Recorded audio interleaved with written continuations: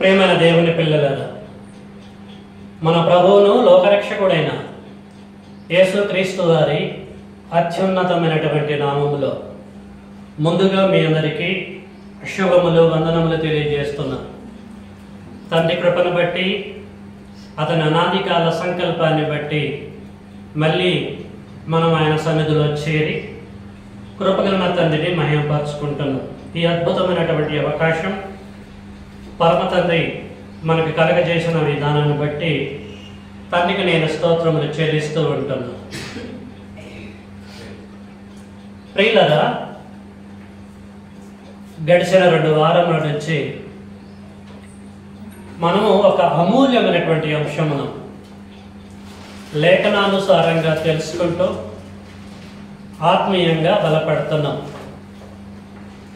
మనము తెలుసుకుంటున్నటువంటి అంశము పరిశుద్ధాత్ముడు ఎవరు? శబ్దం చేదునానా?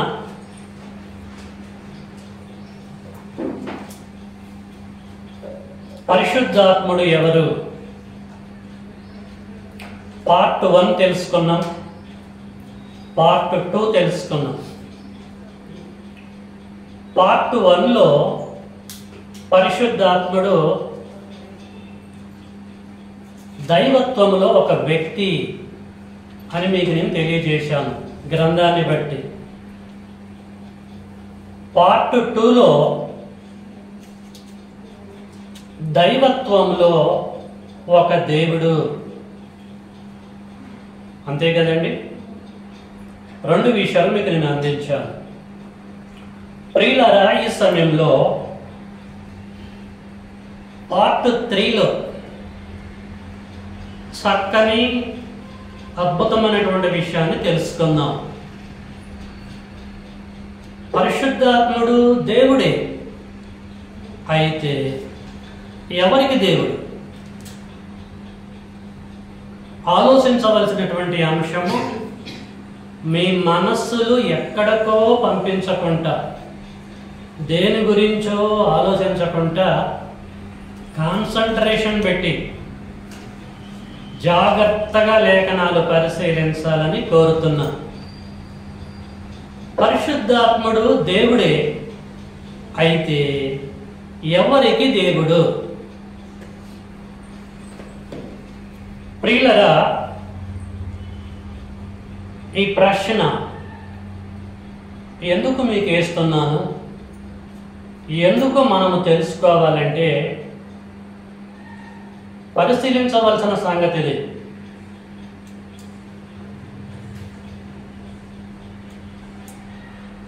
తండ్రి అయిన దేవుడు మోషే గారిని ఒక వ్యక్తికి దేవుడిగా ఏర్పాటు చేశాడు. మోషే కూడా దేవుడే, అయితే ఎవరికి దేవుడు? నిర్గమకాండంలోనికి వెళ్దాం.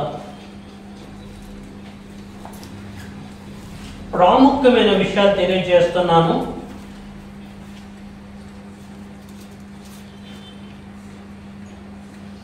ఏడవ అధ్యాయము 1వ వచనం. నిర్గమకాండము 7వ అధ్యాయం 1వ వచనం. కాగా యెహోవా మోషేతో ఇట్లన్నాడు, ఇదిగో నిన్ను ఫరోకి దేవునిగా నియమించి తిని. చాలండి. మోషే ఎవరికి దేవుడట? ఫరోకి దేవుడు. ఆధారం ఉందా లేదా? అంటే మోషే కూడా దేవుడు అన్నట్టుగా అర్థమవుతుంది. రైట్, ఇది కొంచెం పక్కకు పెట్టేద్దాం. దేవుడైన యెహోవాని గురించి ఆలోచిద్దాం. దైవత్వములో ఒక వ్యక్తి కదా యెహోవా దేవుడు. యేసుక్రీస్తుల వారు కూడా దైవత్వంలో ఒక వ్యక్తిగా, పరిశుద్ధాత్ముడు కూడా దైవత్వంలో ఒక వ్యక్తి అని పరిశుద్ధాత్ముని గురించి నేను చెప్పాను. ఇప్పుడు మోషేను గురించి ఆలోచించాము. దైవత్వంలో ఒక వ్యక్తి అయిన యెహోవాను గురించి ఆలోచిద్దాం. ఆయన దేవుడే. అయితే ఎవరికి దేవుడు యెహోవా? లైన్ అన్నట్టు మనము పరిశీలించుకుంటూ వెళ్తేనే పరిశుద్ధాత్ముడు ఎవరికి దేవుడు అన్న సంగతి అర్థమైంది. కాబట్టి ప్రియులారా, మోషేను గురించి ఆలోచించాము. ఇప్పుడు తండ్రి అయినటువంటి దేవుని గురించి ఆలోచిద్దాము. తండ్రి అయిన దేవుడు ఎవరికి దేవుడు చూద్దాం. తండ్రి అయిన దేవుడే డైరెక్ట్ అయిపోయి నేను ఎవరికి దేవుడని అంటున్నాడో ఒక్కసారి ప్రియులారా మనము నిర్గమకాండము 20వ అధ్యాయంలోకి వెళ్దాము. నిర్గమకాండము 20వ అధ్యాయము 2 నుంచి నేను చదువుతున్నా చూడండి. నీ దేవుడైన యెహోవాను నేనే దాసుల గృహమైన ఐగుప్త దేశములో నుండి నిన్ను వెలుపలకి రప్పించితిని. నేను తప్ప వేరొక దేవుడు నీకు ఉండకూడదు. చాలండి. ఎవరు తెలియచేస్తున్నాడు? ఎవరికి తెలియచేస్తున్నాడు? తండ్రి అయిన దేవుడు మోషే కాదు, ఇశ్రాయేలీయులకు తెలియచేస్తున్నాడు. 2 నీ దేవుడైన యెహోవాను, నీ దేవుడైన యెహోవానని నీ అని ఇశ్రాయేలీయులను దృష్టిలో పెట్టుకొని చెబుతున్నాడు.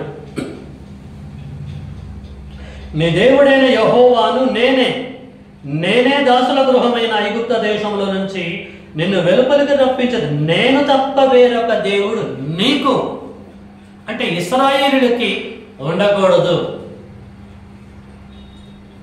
పరిశీలించిన ఈ లేఖనమును బట్టి దేవుడైన యెహోవా, తండ్రి అయిన యెహోవా దేవుడు ఎవరికి దేవుడు?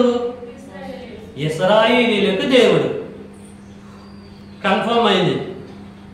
ఎవరో మోషే చెప్తునో జాన్సన్ చెప్తునో కాదు, నేను మీకు దేవుడనని చెప్పాడు. దేవుడుగా ఉన్న వ్యక్తి, దైవత్వములో ఒక వ్యక్తి అయిన యెహోవా దేవుడు నేను ఎవరికి దేవుడని తెలుసా?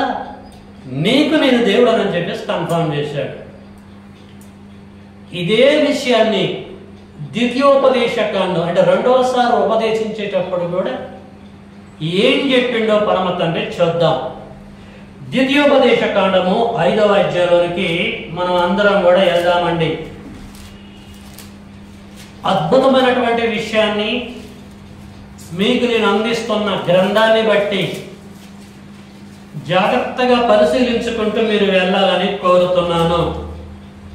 ద్వితీయోపదేశకాండము 5వ అధ్యాయము 6, 7 దాసుల గృహమైన ఐగుప్త దేశములో నుండి నిన్ను రప్పించిన నీ దేవుడనైన యెహోవాను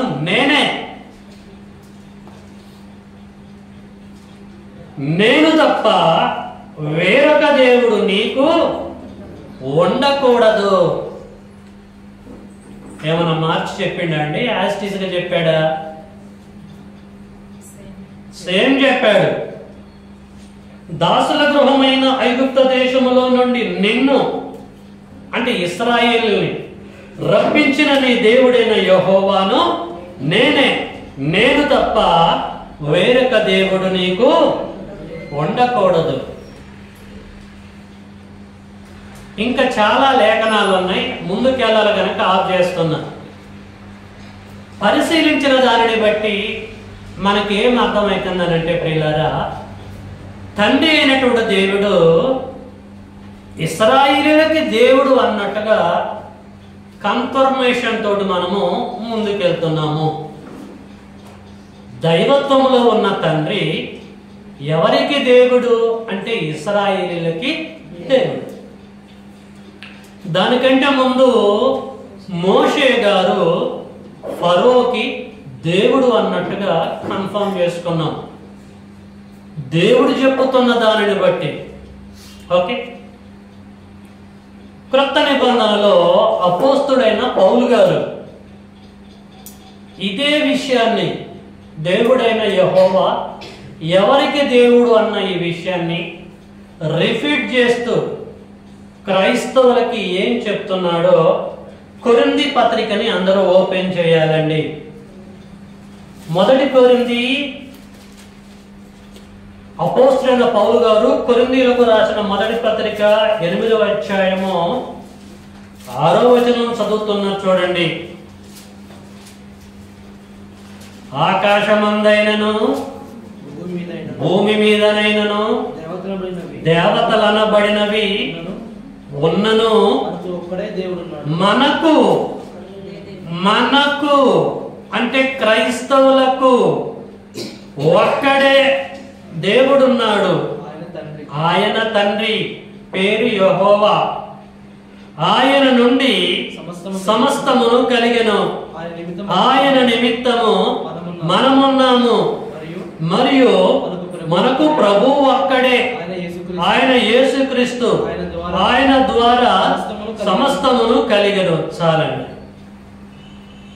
మన పాయింట్ ఏంటంటే 6లో దేవతలనబడినవి ఉన్నను మనకు దేవుడు ఉన్నాడు. మనకు ఒక్కడే దేవుడున్నాడు. ఒక్కడే దేవుడు ఉన్నాడన్నాడా? ముగ్గురు దేవుళ్ళు ఉన్నారన్నాడా? ఒక్కడే. దేవతలనబడిన వారు మిగతా అనబడిన వారు ఎంతమంది ఉన్నా మనకు ఒక్కడే దేవుడు. ఎవరు ఆ దేవుడు? యెహోవా దేవుడు. ఆయన తండ్రి అయిన దేవుడు. మనకు అన్నాడు పౌలు గారు. మనకు అంటే ఎవరికి? క్రైస్తవులకి. ఫర్ యువర్ ఇన్ఫర్మేషన్, ప్రియమైన దేవుని పిల్లారా, క్రైస్తవులకి తండ్రి అయిన దేవుడు దేవుడు. పాత నిబంధనలో తండ్రి అయిన దేవుడు ఇశ్రాయేలీయులకి దేవుడు. క్రొత్త నిబంధనలో క్రైస్తవులకు కూడా ఆయనే దేవుడు. క్లారిటీ తోటి చెబుతున్నా నేను. క్లారిటీ తోటి అర్థం చేసుకోండి.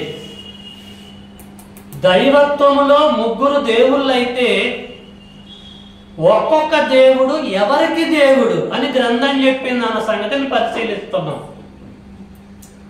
కాబట్టి తండ్రి అయిన దేవుడు ఇశ్రాయేలుకి దేవుడు, అట్ ద సేమ్ టైము క్రైస్తవులకు కూడా దేవుడే.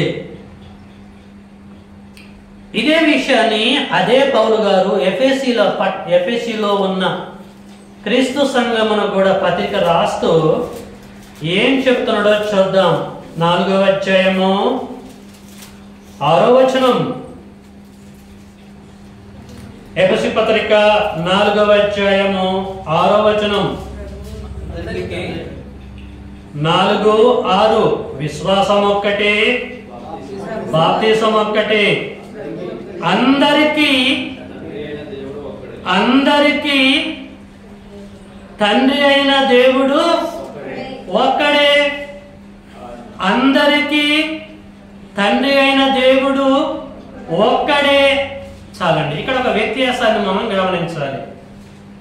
కొరింథీ పత్రికలేమో క్రైస్తవులకి దేవుడు అన్నాడు పౌలు గారు. అక్కడ నిర్గమకాండములో, ద్వితీయోపదేశ కాండములో దేవుడు ఇశ్రాయేలుకే దేవుడని అక్కడ రచయితలు చెప్పారు. ఇక్కడికి వచ్చేసరికి పౌలు గారు 2 రకాలుగా అంటున్నాడు. తండ్రి అయిన దేవుడు క్రైస్తవులకి దేవుడు అన్నాడు. ఆగకుండా ఇక్కడికి వచ్చేసరికి అందరికీ దేవుడు అన్నాడండి. అందరికీ దేవుడు ఒక్కడే అన్నాడా? ముగ్గురు అన్నాడా? ఒక్కడే. దేవుని పిల్లలారా అర్థం చేసుకోండి. అందరూ అన్నటువంటి ఈ బిట్టులో పరిశుద్ధాత్ముడు ఉన్నాడా లేడా? యేసుక్రీస్తు వారు ఉన్నారా లేరా? ఇశ్రాయేలు ఉన్నారా లేరా? అన్యులు ఉన్నారా లేరా? దౌర్భాగ్యులు ఉన్నారా లేరా? ప్రపంచమందంతటా ఉన్న ప్రతి ఒక్కరికి దేవుడు ఒక్కడే, ముగ్గురు కాదు, ఒక్కడే. ఆ ఒక్కడు ఎవరంటే తండ్రి అయినటువంటి దేవుడు.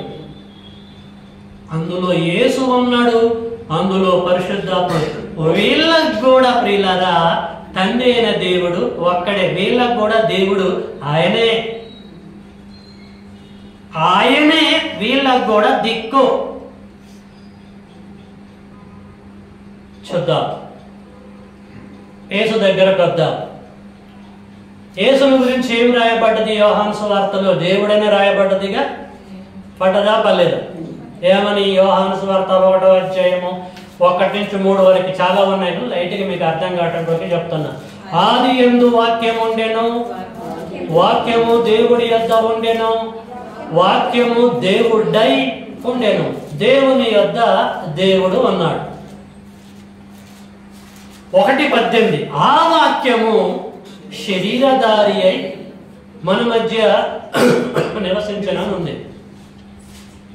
ప్రియమైన దేవుని పిల్లలారా, దైవత్వములో యేసుక్రీస్తుల వారు కూడా దేవుడే. ఆ యేసుక్రీస్తుల వారికి కూడా దేవుడు తండ్రి అయిన దేవుడేనట. మళ్ళీ అంతే కదండి, పౌలు గారు అదే చెప్పాడు, అందరికీ తండ్రి అయిన దేవుడు ఒక్కటంటే అందులో యేసు ఉన్నాడు, పరిశుద్ధాత్ముడు ఉన్నాడు. అందులో నువ్వు ఉన్నావు, అందులో నేనున్నా, అటు అన్యులు ఉన్నారు, పాత నిబంధనలో ఇశ్రాయేలీయులు కూడా ఉన్నారు. చూద్దాం, ఇప్పుడు మనం యేసు దగ్గరకు వద్దాం. నువ్వు దేవుడు అని మేమనుకుంటే యేసు ప్రభువా, మరి నీకు కూడా ఆయన దేవుడు అని చెప్పేసి పౌలు అంటున్నాడు. మరి దీన్ని ఎంతవరకు మేము జీర్ణించుకోవాలా? దీన్ని ఎంతవరకు యాక్సెప్ట్ చేయాలా? మీరు ఏమంటారు? అసలు మీరా దేవుడు ఆయన? ఒకసారి చెప్పండి అయ్యా అని యేసుని అడుగుదాం. ఆయనైతే కరెక్ట్గా చెప్తాడు, అంతే కదండి. రైట్, ఇప్పుడు యేసు దగ్గరికి వెళ్దాం. యేసు చనిపోయాడు, సమాధి చేయబడ్డాడు, తిరిగి పరలోకానికి వెళ్ళలేదు. ఇక వెళ్తాడు. అప్పుడు ఏం జరిగిందో చూద్దాం. యోహాను సువార్త 20వ అధ్యాయానికి వెళ్దాము. యోహాను సువార్త 20వ అధ్యాయం అందరూ తీయాలండి. యేసు ఏం చెబుతున్నాడో ఆ సందర్భంలో 17వ వచనం. యోహాను సువార్త 20వ అధ్యాయము 17వ వచనం.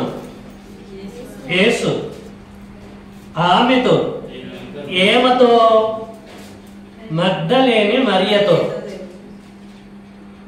ఆయన పరిస్థితి ఏంటి? చనిపోయిండు, మరి సమాధి చేయబడ్డాడు. అసలు ఉన్నాడా, పోయిండా, అసలు ఏంటి కథ చూద్దామని వాళ్ళు వచ్చారు.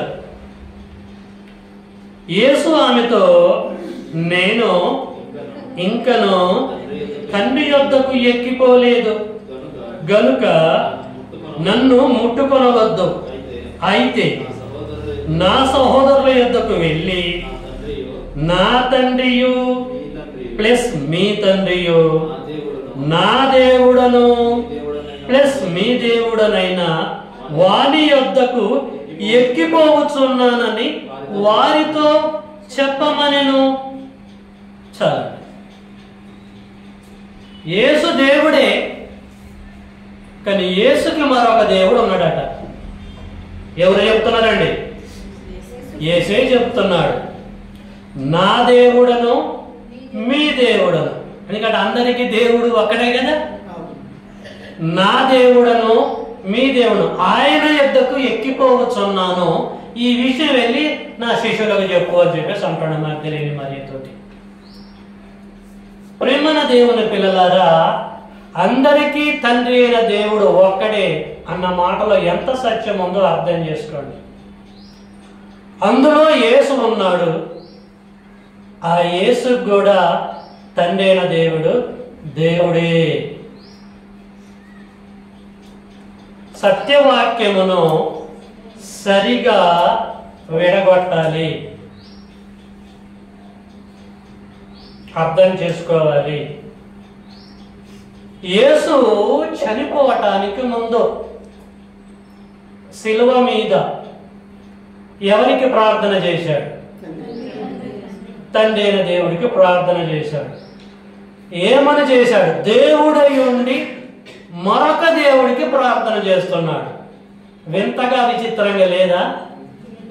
ఆలోచించండి. ఏం చేశాడు చూద్దాం. మత్తయి సువార్త 27వ అధ్యాయం వరకు వద్దాము. మత్తయి సువార్త 27వ అధ్యాయం అందరు తీయాలి. 46 కానుంచి. మత్తయి సువార్త 27వ అధ్యాయము 46 కానుంచి.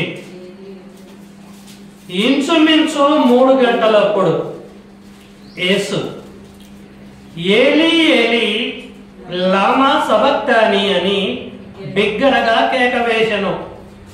ఆ మాటకు నా దేవా నా దేవా ఏంటండి? ఆ మాటకు నా దేవా నా దేవా నన్నెందుకు చేయి విడుస్తుందని అర్థం. ఏలీ హేలీ లామా సబక్తాని అన్నాడు.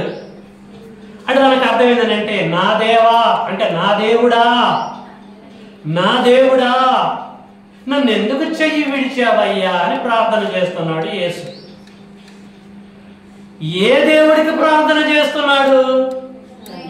యేసు యొక్క దేవుడు ఎవరు? యేసే దేవుడు కదా ఇక్కడ. మరి దేవుడైన యేసు ఇంకా ఏ దేవుడికి ప్రార్థన చేస్తున్నాడు? తండ్రి అయిన దేవునికి ప్రార్థన చేస్తున్నాడు. ప్రియమైన దేవుని పిల్లలారా, అంటే యేసుకు దేవుడు ఉన్నాడు అంటారా? యేసే దేవుడు అంటారా? యేసు దేవుడే, కానీ యేసే దేవుడు కాదు. ఆ యేసుకు కూడా మరొక దేవుడు ఉన్నాడు.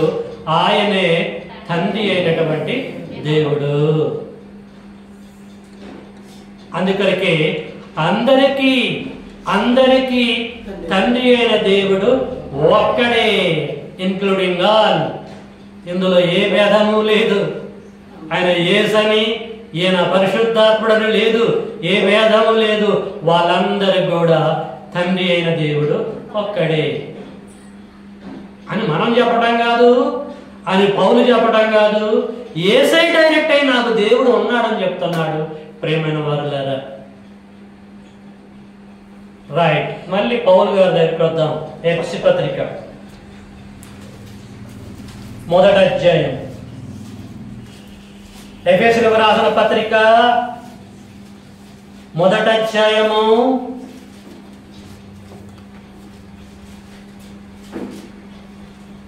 3వ వచనం.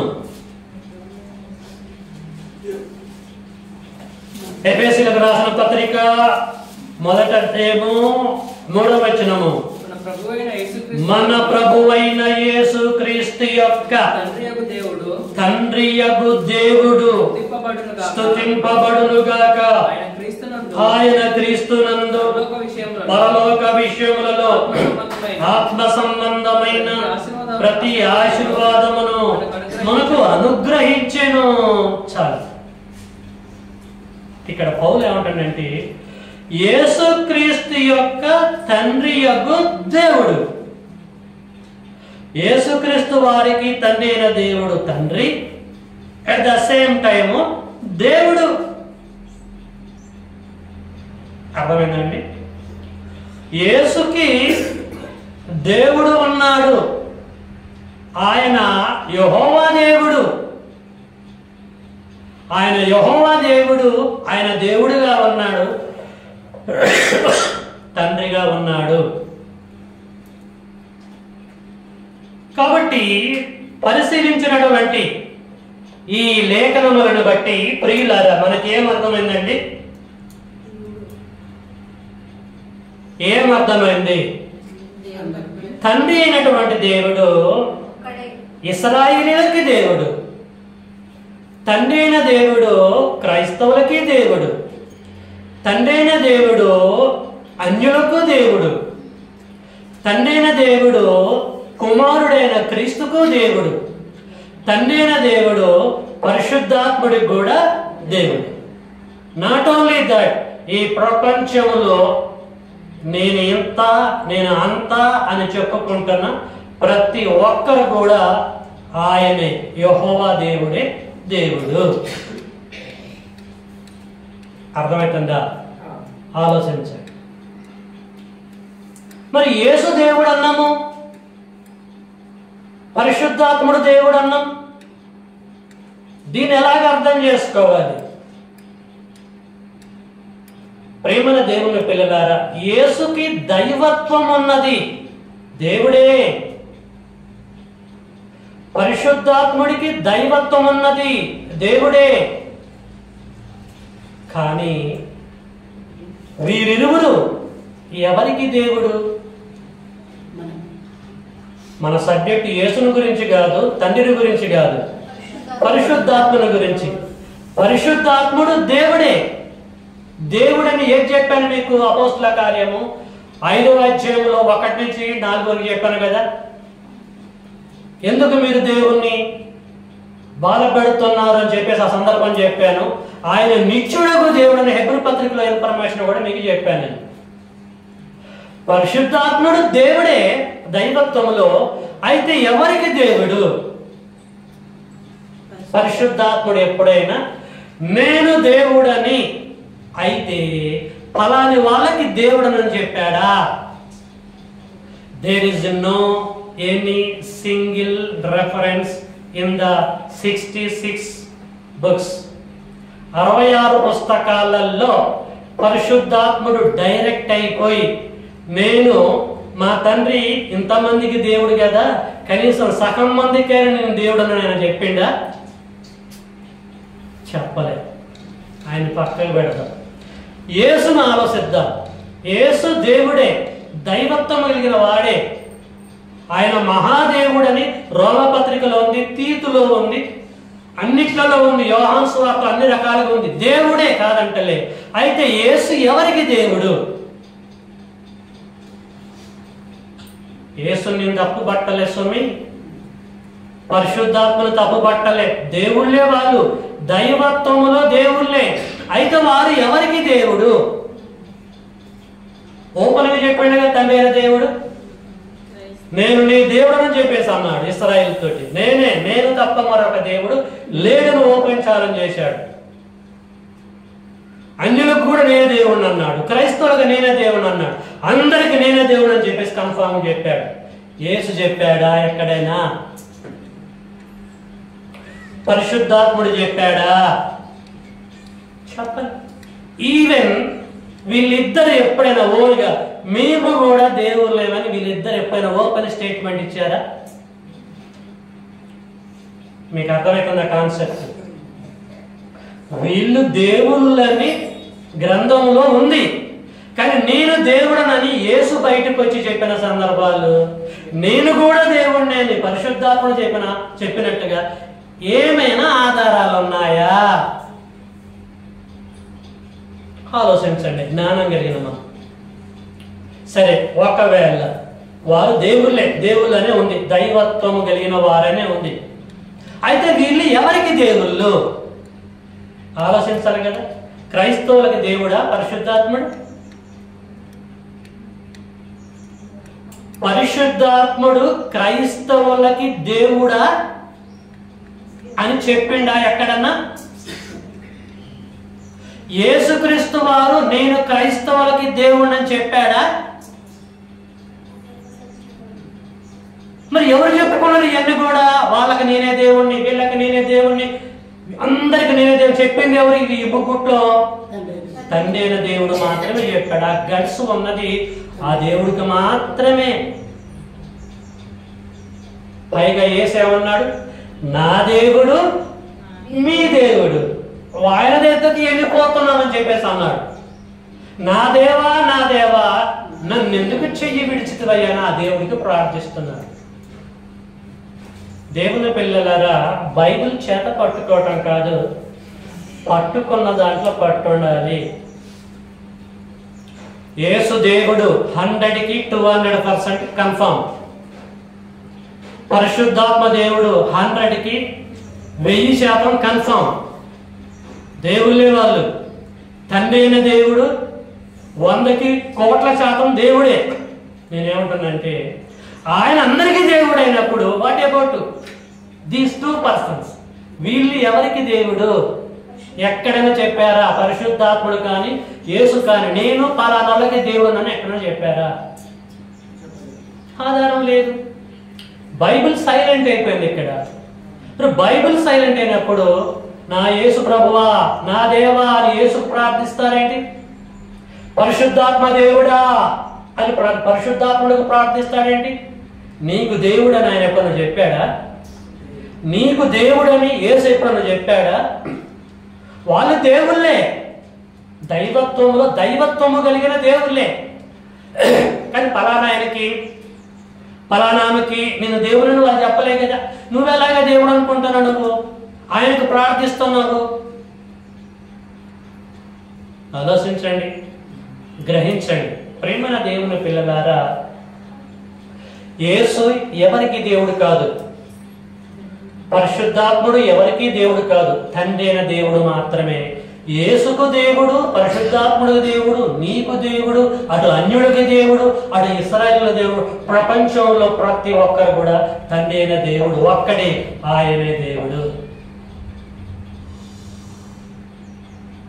పరిశుద్ధాత్ముని దేవుడా అని సంబోధిస్తున్నవేంటిది? ప్రార్థన చేస్తున్నవేంటిది? నీకు దేవుడు అని చెప్పిండు ఆయన ఎక్కడన్నా? ఆయన ఉనికి అది. అందుకొరకే బైబిల్లో ఒక చక్కని విషయం ఉందండి. నిర్గమకాండము 23వ అధ్యాయం తీయండి. నిర్గమకాండము 23వ అధ్యాయంలో ఏం రాయబడదో చూద్దాము. నిర్గమకాండము 23 మొదటి వచనము. లేని వార్తను పుట్టింపకూడదు. చాలునా? లేని వార్త. లేని వార్త ఏంది? పరిశుద్ధాత్ముడు నీకు దేవుడని అనుకునేది, యేసు నీకు దేవుడని అనుకునేది లేని వార్త ఇది. నీకు దేవుడెవరు? ఉన్న వార్త ఏంటిది? తండ్రి అయిన దేవుడే నీకు దేవుడు. ఇది ఉన్న వార్త. ఇప్పుడు లేని వార్త ఏంది? యేసు నీకు దేవుడు కాదు, పరిశుద్ధాత్ముడు నీకు దేవుడు కాదు. ఇది లేని వార్త. లేని వార్తను పుట్టిస్తే శాపమునికి గురైతము. బైబిల్లో సింగిల్ రెఫరెన్స్ కూడా లేదు. ఒకటి కలపొద్దు, ఒకటి తీసివేయద్దు. బైబిల్ ఎక్కడ సైలెంట్గా ఉంటుందో అక్కడ సైలెంట్గా ఉండాలి. ఒక విషయం గురించి బైబిల్ ఎక్కడైతే మాట్లాడుతుందో దాని గురించి మనం మాట్లాడాలి. ప్రియమైన దేవుని పిల్లలారా, అయితే యేసు దేవుడే, పరిశుద్ధాత్ముడు దేవుడే, మోషే దేవుడే. మోషే ఎవరికి దేవుడు? క్రైస్తవులకు దేవుడా? అన్యులకు దేవుడా? ఇశ్రాయేలులకు దేవుడా? యేసుకు దేవుడా? కాదు, ఓన్లీ ఒక ఫరోకే దేవుడు. For your kind information. అంతవరకే. అది ఎవరు చెప్పారు? తండ్రిన దేవుడు మాత్రమే చెప్పాడు. సత్యవాక్యంలో సరిగా విడగొట్టాలి. ప్రియమైన దేవుని పిల్లలారా, విడగొట్టకుండా అపార్థం చేసుకుంటున్నారు. ఏమండి, యేసు దేవుడు కాదని మనం బోధిస్తున్నాం ఎక్కడన్నా? యేసు దేవుడే. పరిశుద్ధాత్ముడు దేవుడు కాదని బోధిస్తున్నామా? నేను బోధించాను ఎక్కడన్నా? పరిశుద్ధాత్ముడు కూడా దేవుడే, వాళ్ళు దేవుళ్ళే. అయితే నా క్వశ్చన్ ఏంటంటే, దేవుళ్ళే అయితే ఎవరికి దేవుళ్ళు వాళ్ళు? నాకు కాదుగా. నాకని బైబిల్ చెప్పిందా? క్రైస్తవులకి వాళ్ళ దేవుడు అని బైబిల్ చెప్పిందా? మరి చెప్పనప్పుడు నేను వర్తించుకోవటము, నేను లింకప్ చేసుకోవటము, అది ఎంతవరకు కరెక్ట్? ఆలోచించాలి. కాబట్టి ప్రియమైన దేవుని పిల్లలారా, పరిశీలించిన దీనిని బట్టి మనకి ఏమి తేడా తెల్లమవుతుందనంటే, పరిశుద్ధాత్ముడు దేవుడే, కానీ ఆయన ఎవరికి దేవుడు గ్రంథం చెప్పలే. మళ్ళీ చెప్తున్నా, పరిశుద్ధాత్ముడు దేవుడే 100కి 1000%. దైవత్వంలో ఒక వ్యక్తి, దైవత్వంలో దేవుడే. అయితే ఆయన ఎవరికి దేవుడో బైబిల్ మాట్లాడలేదు, ఒక్క రెఫరెన్స్ కూడా లేదు. లేనప్పుడు బైబిల్ చెప్పనప్పుడు who are you to tell all these things? చెప్పటానికి నువ్వెవరివి, నేనెవరిని? ప్రతి ఒక్క వ్యక్తి దీన్ని గ్రహించి అర్థం చేసుకోవాలని, పరిశీలించాలని ప్రేమపూర్వకంగా మీ అందరికి నేను తెలియజేస్తున్నాను. తండ్రి అయిన దేవుడే అందరికీ దేవుడు. అందులో ఇశ్రాయేలీయులు ఉన్నారు, అందులో అన్యులు ఉన్నారు, అందులో క్రైస్తవులు ఉన్నారు, అందులో యేసు ఉన్నాడు, అందులో పరిశుద్ధాత్ముడు ఉన్నాడు. అందరికీ తండ్రి అయిన దేవుడు ఒక్కడే. ఒక్కడే దేవుడు. ఒక్కడా ముగ్గురా? ఒక్కడు, ముగ్గురు కాదు. ఒకవేళ నువ్వు ముగ్గురే అంటే బైబిల్లో చాలా మంది దేవుళ్ళుగా పిలువబడ్డారు. పిలవబడలేరు.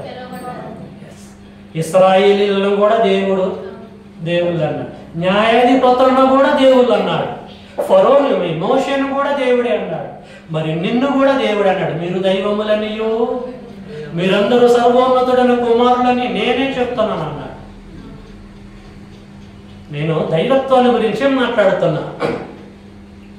కాబట్టి ప్రియమైన దేవుని బిడ్డలారా, సక్రమంగా అర్థం చేసుకోండి.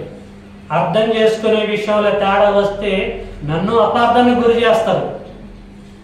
అంత క్లారిటీగానే చెప్పుకుంటూ వస్తున్నా, ఒళ్ళు దగ్గర పెట్టుకొని చెప్పుకుంటూ వస్తున్నా. కాబట్టి పరిశుద్ధాత్ముడు దేవుడే, కానీ ఎవరికి దేవుడు బైబిల్ చెప్పలేదు. అంతవరకే ఉండాలి మనం.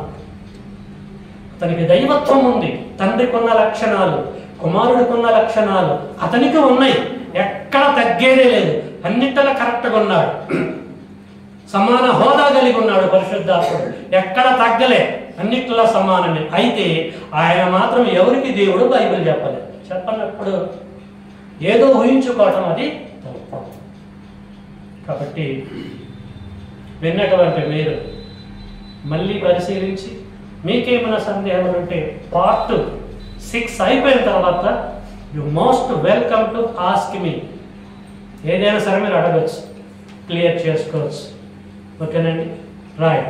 పరిశుద్ధాత్ముడు ఎవరనే పార్ట్ 3లో ఏం చెప్పానంటే పరిశుద్ధాత్ముడు దేవుడే, కానీ ఆయన ఎవరికి పరిశుద్ధాత్ముడు ఎవరికి దేవుడు అన్న సంగతి మాత్రం బైబిల్ చెప్పలేదని మీకు చెప్పాను. పరిశుద్ధాత్ముడు పలానాకి దేవుడని మీరు ఒకవేళ చెప్పితే చెప్పండి, నేను ఏదైనా దిద్దుకోవాలనుకుంటే దిద్దుకుంటాను. ఓకేనండి. నేను మిమ్మల్ని దృష్టిలో పెట్టుకుని ప్రపంచాన్ని దృష్టిలో పెట్టుకొని చెప్తున్నాను. నేను ఎవరైనా సరే, ఎనీబడి ఇన్ దిస్ వరల్డ్. కాబట్టి విన్నటువంటి మీరు విన్నదాని ప్రకారంగా ప్రవర్తించాలని, పరిశుద్ధాత్మని ఒక దేవుడిగా ట్రీట్ చేయండి, యేసుని ఒక దేవుడిగా ట్రీట్ చేయండి. కానీ వాళ్ళ ఇద్దరు మనకి దేవుళ్ళు మాత్రము కాదు, తండ్రి అయిన దేవుడు మాత్రమే మనందరికీ దేవుడు. Thank you for your attention. మీ అందరికీ వందనములు.